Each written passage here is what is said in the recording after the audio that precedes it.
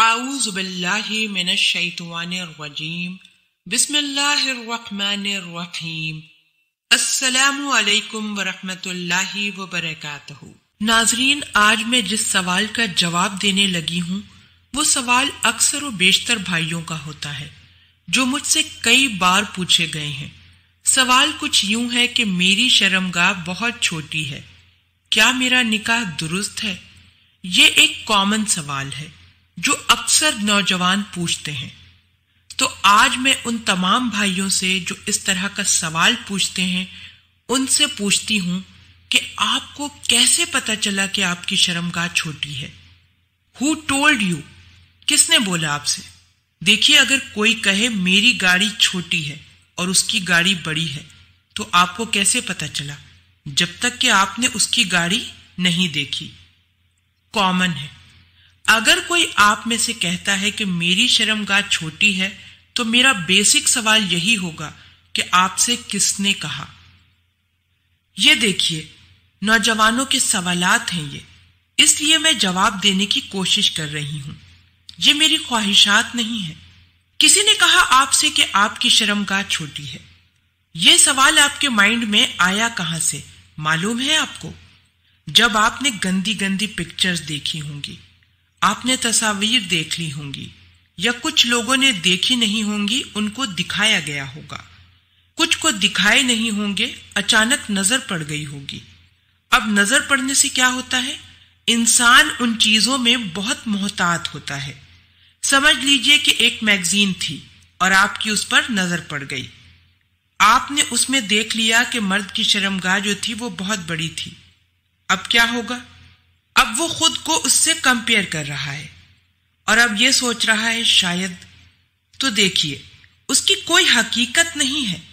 اللہ رب العزت بہتر جانتا تھا آدمی کیسا ہو اور کیسا نہیں ہو۔ تو مرد کی شرمگاہ کے سائز ڈزنٹ میٹر، اس سے کوئی فرق نہیں پڑتا۔ طبی اعتبار سے، میڈیکل اعتبار سے، اگر 2.5 انچ، 2.5 انچ یا اس سے زیادہ ہو تو انسان مکمل طور سے جماع کی لذتیں، سیکس کا بینیفٹ بھی اٹھا سکتا ہے، اور اس کی اولاد کی پیدائش میں اس سے کوئی فرق نہیں پڑتا ہے۔ ٹھیک ہے؟ تو لوگ یہ کامن کویسچن کرتے ہیں، تو یہ اس برائی کی وجہ سے یا پھر نہ جانے لوگ کیا کیا دیکھ لیتے ہیں اس وجہ سے بھی ہوتا ہے، اور خود کو کمپیئر کرنے لگتے ہیں۔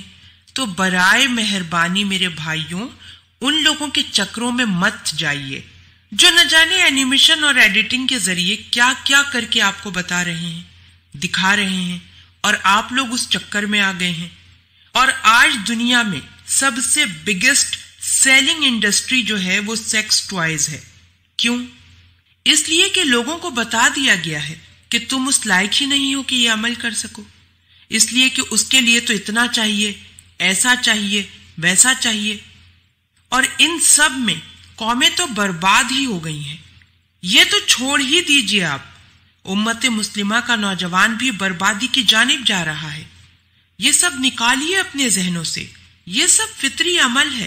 اس کے لیے اللہ پاک نے آپ کو فطری طور سے ایسا بنایا ہے۔ اگر آپ دوسروں کی گاڑی کو دیکھیں گے تو آپ کو اپنی گاڑی چھوٹی ہی لگے گی۔ کوئی ضرورت نہیں ہے آپ کو کہ کسی کی کچھ دیکھنے کی۔ اللہ پاک نے ہر کسی کو اس لائق بنایا ہے اور وہ کر سکتا ہے، سوائے اس کے جسے کہ بیماریاں ہوں یا جو اب نارمیلٹی ہو، وہ ایک الگ چیز ہے۔ ٹھیک ہے؟